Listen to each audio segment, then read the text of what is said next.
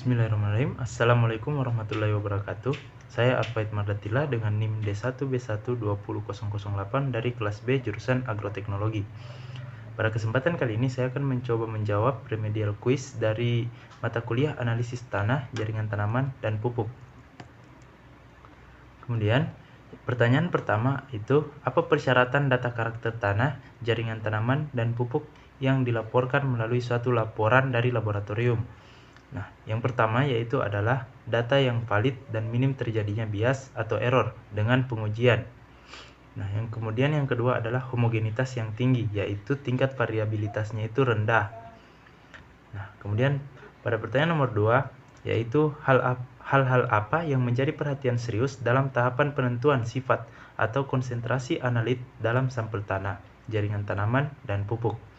Nah, kemudian hal-hal yang perlu diperhatikan yang pertama adalah pengambilan sampel, dan pengambilan sampel ini diharapkan agar tidak terkontaminasi.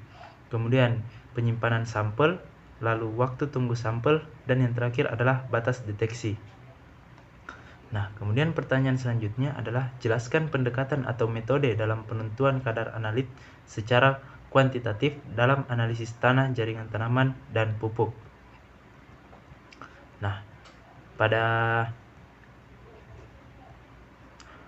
pendekatan atau metode dalam penentuan kadar analit secara kuantitatif dalam analisis tanah, jaringan tanaman, dan pupuk ada beberapa cara, yaitu yang pertama adalah gravimetri. Nah, gravimetri tersendiri adalah menjelaskan seperangkat metode yang digunakan untuk penentuan kuantitatif analit atau padat atau cair atau ion berdasarkan masanya. Nah, prinsip analisis ini adalah bahwa sekali massa analit telah ditentukan sebagai senyawa unik pengukuran yang diketahui, kemudian dapat digunakan untuk menentukan massa analit yang sama dalam campuran selama jumlah relatif dari konstituen lain diketahui. Nah, kemudian tahapan yang kedua adalah titrimetri.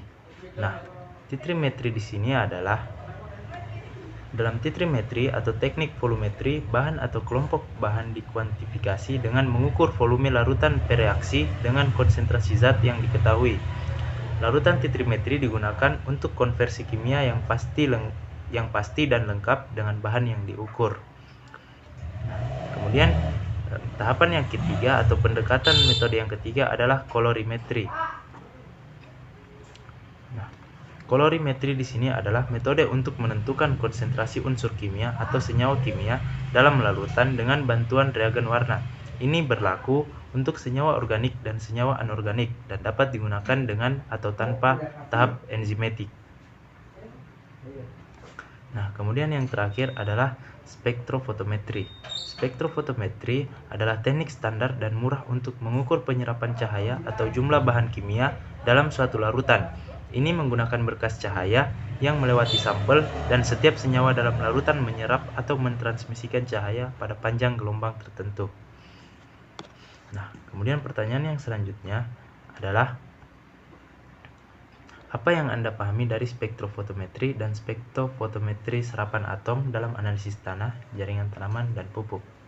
Nah, seperti yang tadi saya jelaskan bahwa spektrofotometri adalah diukur dengan spektrofotometer, instrumen yang terdiri dari dua instrumen, spektrofotometer dan fotometer.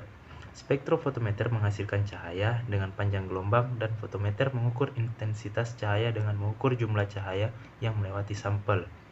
Sedangkan untuk spektrofotometer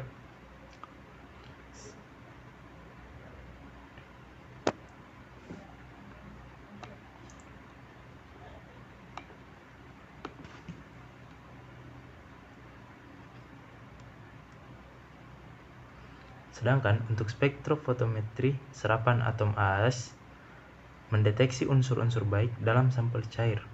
Teknik ini memanfaatkan spektrum serapan atom sampel untuk menilai konsentrasi analit tertentu di dalamnya. Mungkin itu saja dari saya yang bisa saya jelaskan. Sekian dari saya. Wabillahi taufiq wal hidayah. Wassalamualaikum warahmatullahi wabarakatuh.